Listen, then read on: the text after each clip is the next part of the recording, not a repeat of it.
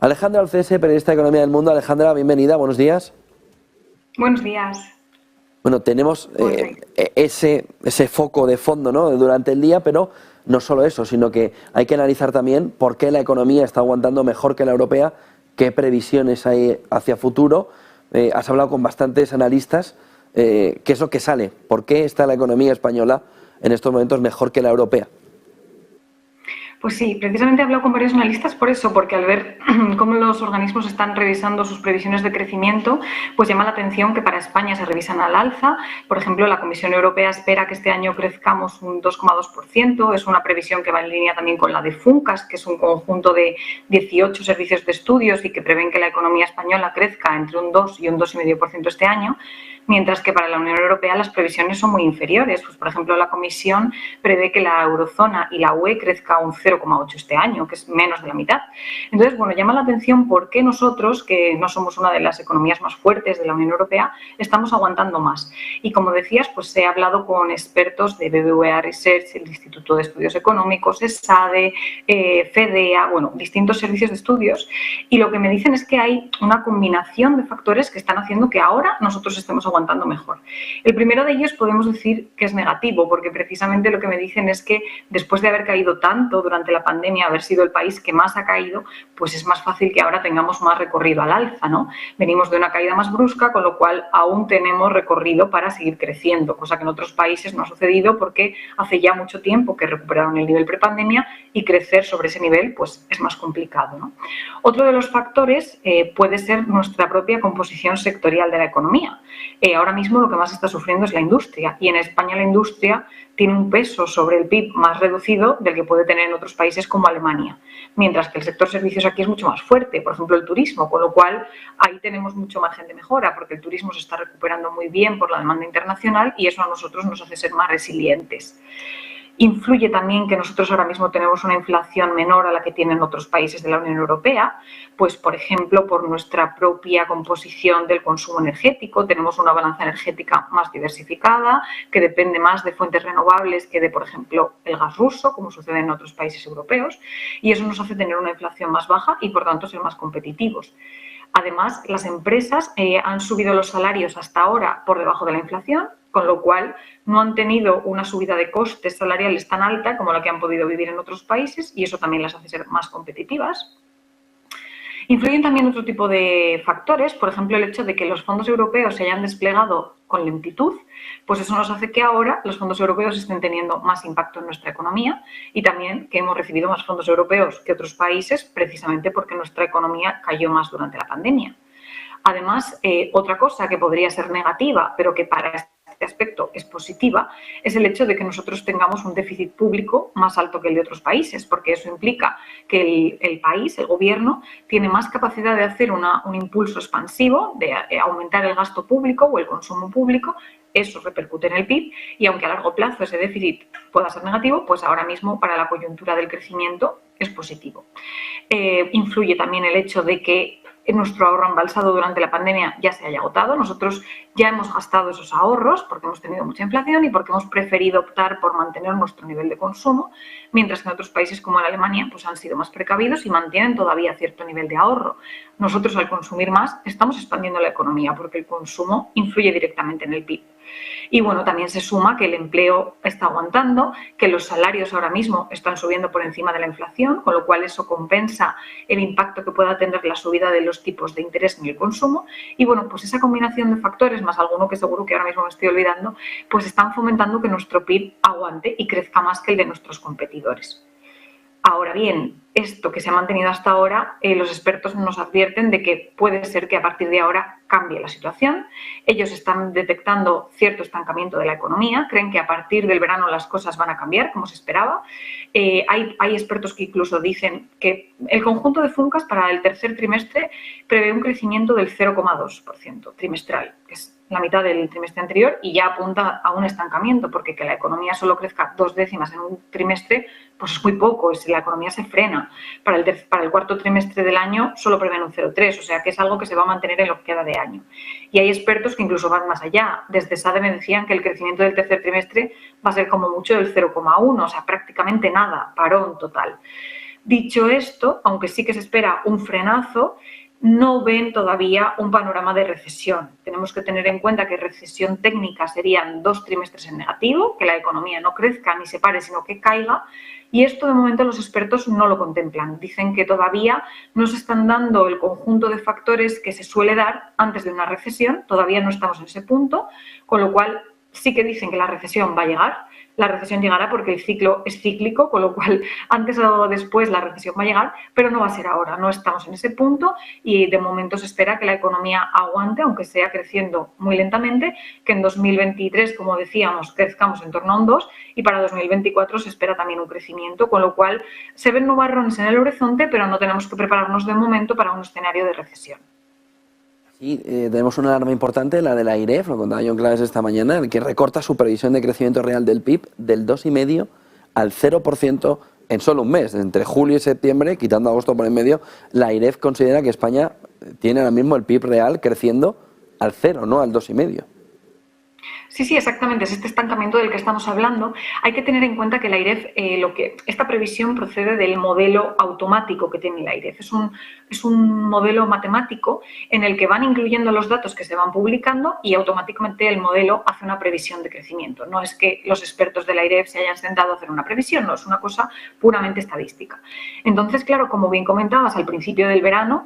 para conocer o prever cómo va a crecer el PIB en el tercer trimestre, pues se tienen que tener en cuenta los datos de todo el tercer trimestre, de julio, de agosto y de septiembre. Cuando empezó el verano, la economía iba razonablemente con cierto dinamismo y al incluir en el modelo los datos de julio, cuando se veía que el empleo crecía fuerte porque, entre otras cosas, nuestro mercado de trabajo es muy estacional y por más que se haya aprobado una reforma laboral que cambie los tipos de contratos, la actividad sigue siendo estacional, con lo cual al principio del verano se hicieron muchas contrataciones para la temporada y julio fue un mes que salió muy bien a nivel macroeconómico en los datos. Entonces, al incluir esos datos al principio del verano en el modelo económico del AIREF, pues pronosticaba un crecimiento del 2,5% para este tercer trimestre. ¿Qué ha pasado? Que el verano ha seguido pasando, la industria se ha parado, nuestros pedidos industriales de otros países han caído porque España está creciendo, pero Alemania está en recesión, con lo cual sus pedidos industriales hacia la economía española han caído y al caer la demanda nuestra producción cae. Hemos visto que el empleo ha aguantado al principio del verano, pero en agosto ya hemos tenido muy malos datos, como suele ocurrir todos los veranos. Con lo cual, al incluir estos datos en el modelo de la AIREF dice, cuidado, que ese crecimiento del que esperábamos, del 2,5%, ahora, como tú decías, está en el 0%. Falta todavía que la AIREF acabe de meter todos los datos de agosto, porque no están todavía todos, y faltan todos los de septiembre. Pero por mucho que puedan mejorar estos datos, dado que lo que esperamos es un estancamiento, sería raro ver que se recupere de nuevo esa previsión y lo lógico sería que el tercer trimestre se salde con un crecimiento de en torno al 0. Ya puede ser 0,1, 0,2, pero va a estar ahí en una situación de parón y este modelo ya lo prevé. Junto a ello, Alejandra, tenemos una parte importante de la semana también pendiente de lo laboral, ¿no? Yo creo que está pendiente que el Comité de Derechos Sociales de Estrasburgo resuelva si los 33 días por año trabajado que se pagan en España por despido improcedente son justos. Esto podría cambiar totalmente la fotografía del mercado laboral. ¿Cómo lo ves? ¿Qué puede suceder? ¿Cómo se va preparando a esa reunión del Comité de Derechos Sociales de Estrasburgo? Bueno, es que este tema viene de atrás, ¿no? En España, cuando España firmó la Carta Social Europea como país, pues obviamente se compromete a cumplir todo lo que ponga la Carta Social Europea y por cualquier punto en el que no cumplamos se nos puede poner una reclamación, sería como una denuncia ante el Comité Europeo de Derechos Sociales que, como decías, está en Estrasburgo. Los sindicatos, una vez firmamos esa carta, decidieron denunciar al país porque, según su criterio, no se cumple el hecho de que cuando se produce un despido improcedente haya una indemnización realmente justa y, sobre todo, que sea lo suficientemente disuasoria como para evitar que una empresa pueda despedir.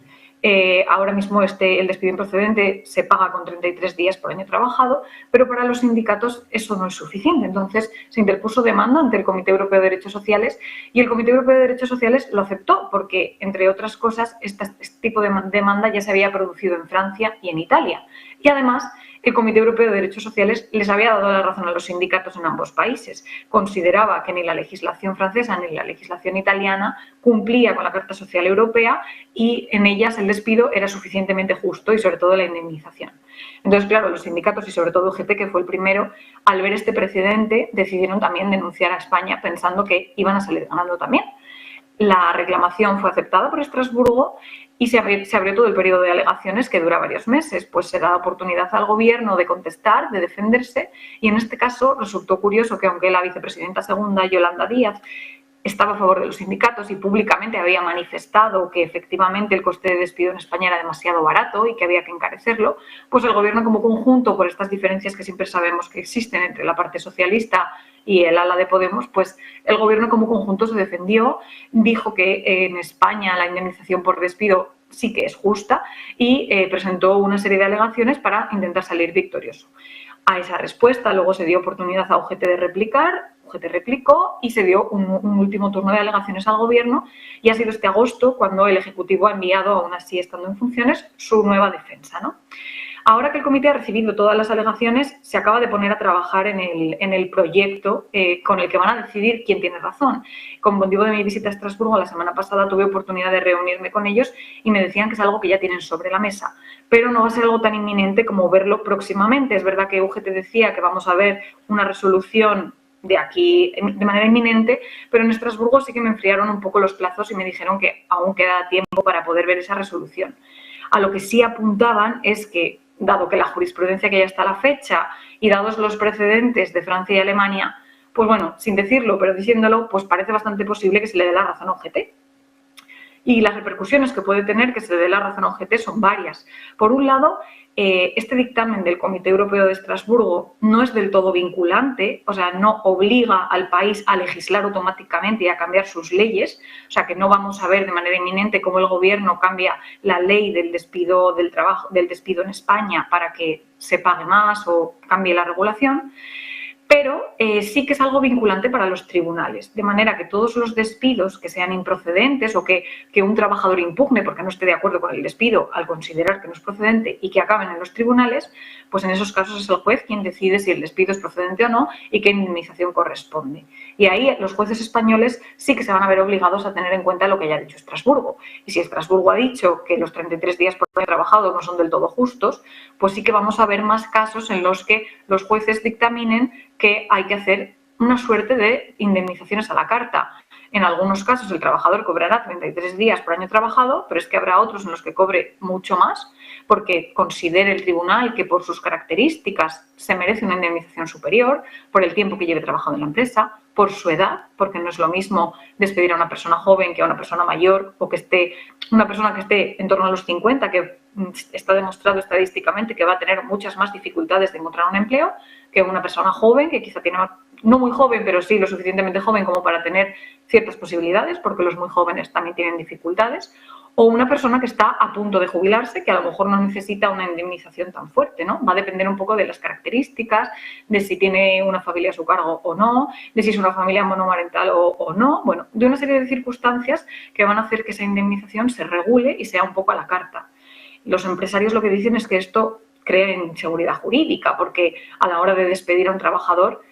no van a saber qué coste va a tener para ellos y tendrán que elegir muy bien a quién despiden porque en función de su perfil puede tener más coste o menos coste. Entonces, bueno, es algo que genera cierta polémica y también es verdad que aunque automáticamente no va a suponer un cambio de legislación, pues dependerá quién esté en el gobierno, porque la ministra de Trabajo, Yolanda Díaz, ya se ha mostrado proclive a legislar y a cambiar la ley si Estrasburgo le da la razón a los sindicatos, aunque siempre ha dicho que para ello abrirá una negociación con patronal y sindicatos, una negociación que parece complicada porque en ningún caso la patronal está a favor de este cambio y los sindicatos sí, incluso los sindicatos preferirían que no se deje al arbitrio de los tribunales, sino que sea el propio gobierno el que establezca una serie de horquillas en las que la indemnización sea de 33 a 40, por ejemplo, o de 40 a 45, o de 20 a 30, en función de esas casuísticas y ya definir los perfiles de trabajadores que podrían tener acceso a una u otra indemnización. Entonces, bueno, es un dictamen que para España va a ser muy importante, pero como digo, tendremos que esperar un poco a que Estrasburgo se pronuncie. Sería algo así, Alejandra, como una progresividad del despido, ¿no? Dependiendo de las cargas personales, hijos, edad, facilidad de vuelta al mercado laboral, por ejemplo, personas con más de 55 años, tener una mochila o un despido que se vaya en torno a los 45. Como tú decías, el problema es la inseguridad, porque ahí el empresario lo que quiere conocer es, oye, si esta persona tiene estas características, por lo menos que sepa que le voy a tener que pagar 45 en lugar de 33. El tema es hasta qué punto se puede regular haciendo esa discriminación positiva, que ahora mismo no se había hecho en el empleo y que es lo que en el fondo buscaba UGT, pero al final es buscar una discriminación positiva, pero que le lleva al empresario o que puede perjudicar precisamente a esos perfiles a la hora del acceso laboral, porque el empresario sabe de antemano que va a tener dos perfiles, uno que se despide a 33 y otro a 45, lo cual deja en muy mala posición al de 45 para contratarle, ¿no? Efectivamente. El argumento principal que utiliza UGT es decir que estamos hablando de despidos improcedentes, es decir, despidos para los cuales no existe una causa justa. En eso se basan en su argumento. La empresa no tiene una razón justa para despedir a ese trabajador, pero todos conocemos cuál es la realidad del tejido productivo y que a veces las empresas se ven en necesidad de despedir a una persona y a veces no es fácil argumentar esa causa por la que se despide a la persona. Hasta ahora tenían la certeza de qué coste iba a tener para ellos y para organizar el día a día del negocio pues era mucho más sencillo. Pero si esta resolución realmente se lleva a efecto, pues se pueden exponer a que cualquier despido acabe en los tribunales y que un juez determine que 33 días no son suficientes y que tiene que ser una indemnización superior. También tenemos que tener en cuenta que el juez puede fallar en sentido opuesto y que algo que no creíamos que nos iba a costar 33 días por año trabajado puede que nos cueste menos y la empresa también es capaz de argumentar que ese trabajador no va a tener tantas dificultades para encontrar un empleo. Entonces, bueno, puede jugar a favor o en contra de la empresa, pero lo que sí que dicen los empresarios es que en cualquier caso genera cierta inseguridad, dado que no conocemos de antemano el coste que va a tener. Y bueno, esa inseguridad se podría solventar si se produce una nueva legislación, pero parece que no va a ser fácil que se lleve a término porque ni siquiera todo el gobierno está a favor, no sabemos si va a continuar este gobierno y lo lógico sería intentar encontrar un pacto primero en el diálogo social, que es un pacto que parece muy complicado porque los sindicatos van a pedir unas horquillas muy amplias y la patronal siempre va a preferir incluso dejarlo al arbitrio a lo mejor de los jueces porque ahí tienen ellos oportunidad de recortar. Entonces, bueno, es un cambio importante que tenemos que tener en el radar, aunque no parece que vaya a ser de forma inminente. Muchísimas gracias, Alejandro Alcese, periodista de Economía del Mundo. Gracias por traernos todas esas fotografías. Buen día y buenos artículos. Gracias a vosotros. Buen negocio. Buen día, igualmente. 10:26 de la mañana.